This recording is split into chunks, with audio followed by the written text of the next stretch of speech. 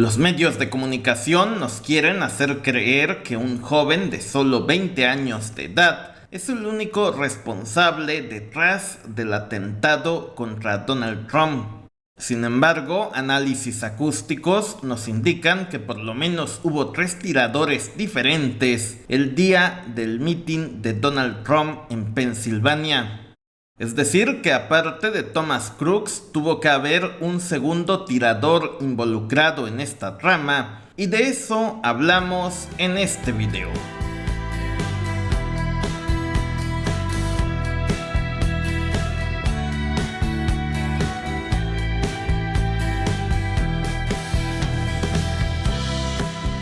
Antes que nada, a favor de dejar su respectivo like y de suscribirse a este canal. Conforme han pasado los días, se han dado a conocer más datos sobre el atentado contra Donald Trump, que por cierto dejan más preguntas que respuestas. El primer gran misterio es el propio atacante. Thomas Matthew Crooks es un joven de apenas 20 años que por cierto no tenía ninguna red social. Algo bastante inusual, más en estos tiempos, donde casi todos los jóvenes tienen por lo menos una red social. Y este joven tampoco tenía ningún motivo político o ideológico para acabar con la vida de Donald Trump. Según el FBI y los medios de comunicación, este joven solo quería eliminar a alguien de alto nivel para darse a conocer. Le iba bien Biden, Trump o el político que fuera. Algo totalmente absurdo, porque si a esas vamos, ¿por qué no atentar mejor contra Madonna o Taylor Swift? Lo más sorprendente es que fue hasta este 3 de julio en que se dio a conocer de forma oficial que Donald Trump llevaría a cabo un mitin en la ciudad de Butler, en Pensilvania. Es decir, que el atacante solo tuvo 10 días para planear el atentado contra Donald Trump. A esto hay que agregarle que Thomas Crooks fabricó 3 bombas caseras. 2 de ellas fueron encontradas en su coche y otra en su casa.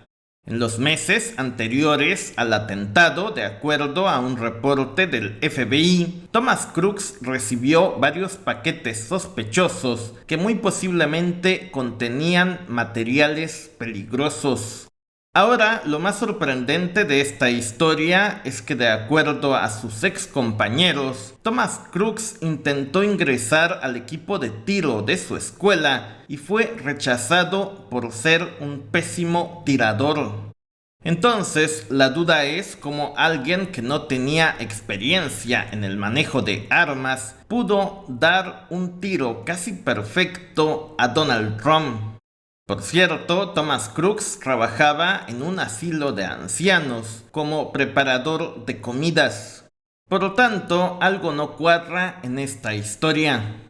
Thomas Crooks visitó un campo de tiro el día antes del atentado. Para la mañana del 13 de julio, Thomas Crooks visitó un Home Depot donde compró una escalera de 1,5 metros y visitó también una armería donde compró municiones. La duda es cómo sabía este personaje que necesitaba una escalera para subir al techo desde donde atentaría contra la vida de Donald Trump. Se ha dado a conocer que el día del mitin de Donald Trump, Thomas Crooks ingresó al área de seguridad restringida a las 3 de la tarde. Por supuesto, en ese momento no llevaba ni el arma ni la escalera. El coche lo estacionó en una gasolinera a 500 metros del lugar del atentado. Entonces es muy difícil de explicar cómo Thomas Crooks caminó estos 500 metros con una escalera y con un AR-15.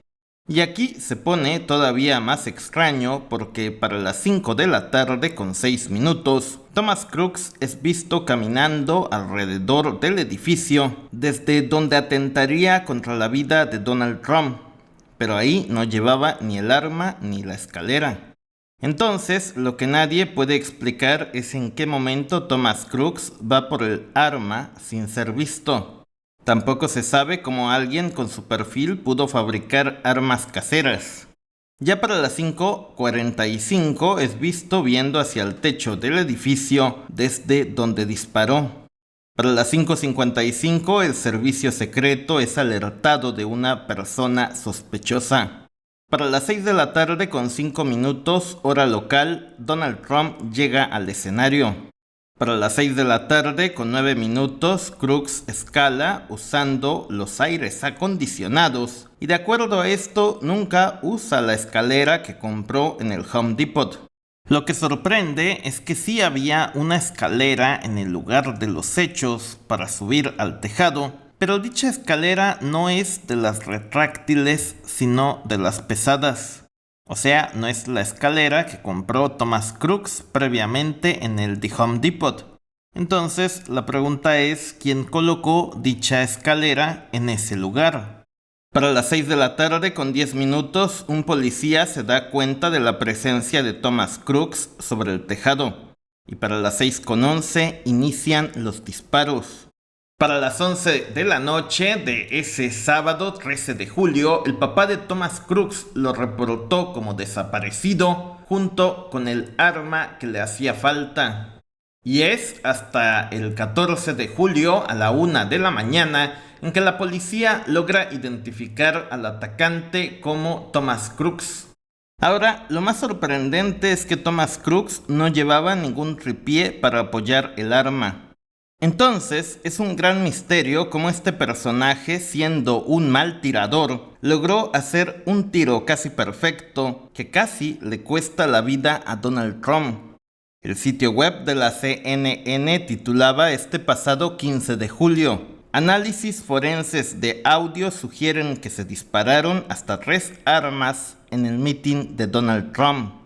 Si escuchamos los disparos de ese día, nos damos cuenta que hubo primero 3 disparos. Después hubo 5. Y finalmente un último disparo. El último disparo es el que acaba con la vida de Thomas Crooks. De acuerdo a la CNN, el análisis forense sugiere que se dispararon hasta 3 armas en el mitin de Trump en Butler, Pensilvania. El análisis forense de audio realizado por Kathleen Grigoras, director del Centro Nacional de Medios Forenses de la Universidad de Colorado en Denver, y Cole White-Cotton, investigador profesional asociado de Media Forensics, basado en el audio grabado en Butler, Pensilvania, ha demostrado la posibilidad de un segundo tirador. Según estos expertos, los 3 primeros disparos eran compatibles con la supuesta arma A, los 5 siguientes con un arma B, y el último impulso acústico fue emitido por una posible arma C. Un audio tomado desde otro lugar del mitin nos demuestra claramente cómo los 3 primeros disparos tienen un audio muy distinto al de los siguientes 5.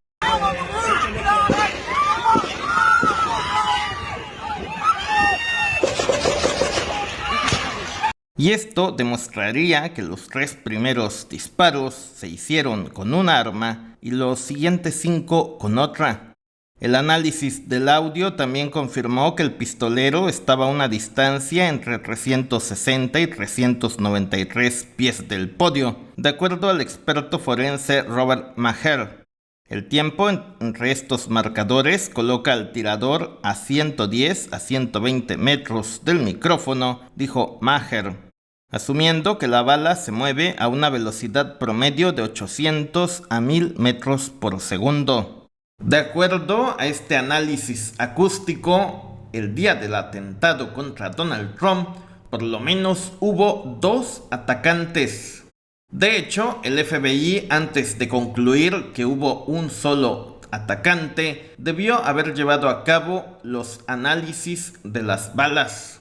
Ahora, esto se pone todavía más extraño porque el disparo que golpeó la oreja de Donald Trump también hirió a este señor de sombrero que estaba colocado en una parte todavía más alta del escenario.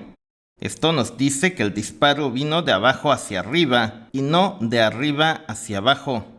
Entonces, el disparo que casi mata a Donald Trump no vino de donde estaba Thomas Crooks, sino de la parte de abajo. Y los otros 5 disparos sí los hace Thomas Crooks, y después los francotiradores del servicio secreto lo matan. Eso explica por qué, a pesar de que hubo tantos disparos, solo el primero puso en riesgo la vida de Donald Trump. Los disparos que hizo Thomas Crooks le dieron a todo menos a Donald Trump. Entonces pareciera que a Thomas Crooks lo pusieron ahí no para que matara a Donald Trump, sino para tener a alguien a quien echarle la culpa. En Twitter se está diciendo que el segundo tirador estaba colocado en la torre del agua que está en este lugar. Eso es todavía más absurdo. Imposible hacer un disparo desde un lugar como ese. Digo, sí hubo un segundo tirador en la escena, pero no estaba en esa torre del agua. Realmente la hipótesis más plausible es que el primer tirador estaba dentro de este edificio y el segundo era Thomas Crooks, que estaba en la azotea. Thomas Crooks también llevaba un comunicador al momento del ataque.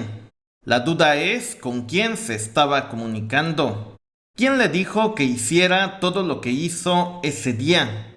Siempre que ocurren este tipo de situaciones, los medios de comunicación apuestan a que la gente no haga todas estas preguntas. Que nadie se pregunte por qué este caso no tiene ni pies ni cabeza. Casualmente, el día después de que mucha gente se da cuenta de que hubo muy posiblemente un segundo tirador, los aeropuertos y los bancos empiezan a colapsar por culpa de Microsoft. Donald Trump, en entrevista con Roger Stone, dijo hace ya un tiempo que los documentos clasificados relacionados con el asesinato de Kennedy son tan horribles que nadie los podría creer. Donald Trump en su momento prometió dar a conocer estos documentos. Sin embargo, se arrepintió porque sabía que eso podía poner en riesgo su propia vida.